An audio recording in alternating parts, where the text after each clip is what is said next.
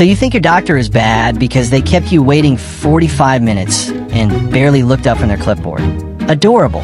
Try living in a world where the most qualified medical professional in your village learned everything he knew from a book written by a guy who had been dead for 1,000 years and still got it wrong. We're talking about an era where the cure was almost always worse than the disease, where "I don't feel well" was a dangerous thing to say out loud because somewhere nearby, a man with absolutely no business holding sharp objects was already rolling up his sleeves. Welcome to the history of medicine. It gets so much worse than you think.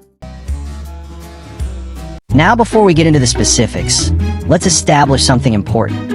For most of human history, doctors had absolutely no idea how the human body worked. None. Zero. And rather than admit that, they just confidently made things up and charged people for it. Which, if you think about it, is a business model that has aged surprisingly well. The foundation of basically all ancient and medieval medicine was the theory of the four humors. Blood, phlegm, yellow bile, black bile. Doctors believed your body had to keep these four fluids in balance. And when you got sick, it meant one of them was out of whack. The solution was almost always to remove some of the offending fluid from your body, aggressively, whether you wanted them to or not. Which brings us to bloodletting, the medical procedure so popular it survived for over 2,000 years, which tells you everything you need to know about how little progress was happening. George Washington, first president of the United States, died in 1799 after his doctors removed roughly half his blood over the course of 2 days to treat a throat infection.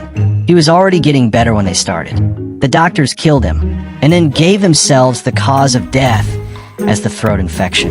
The audacity was truly historic, but bloodletting was basically the warm-up act. If you really want to understand how spectacularly wrong ancient doctors could get, you need to meet trepanning, which is the practice of drilling a hole into someone's living skull, on purpose, as medicine. And look, we want to be very clear here. This was not some fringe procedure performed by one unhinged guy in a cave. Trepanning skulls have been found on every continent, dating back over 9,000 years. This was mainstream. This was the recommended treatment. The truly remarkable part is that archaeologists have found ancient skulls where the bone had regrown around the hole, meaning the patient survived, meaning someone drilled a hole in their head with stone tools, and they lived long enough for their skull to heal around it, which is either a medical miracle or proof that humans are impossible to kill, and we've just been getting soft.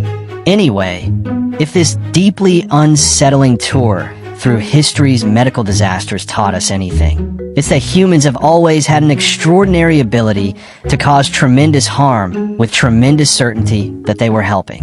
If you enjoyed watching us systematically destroy your trust in medical professionals throughout history, subscribe and check out our other videos where we continue finding new ways to make you grateful you were born when you were. See you around.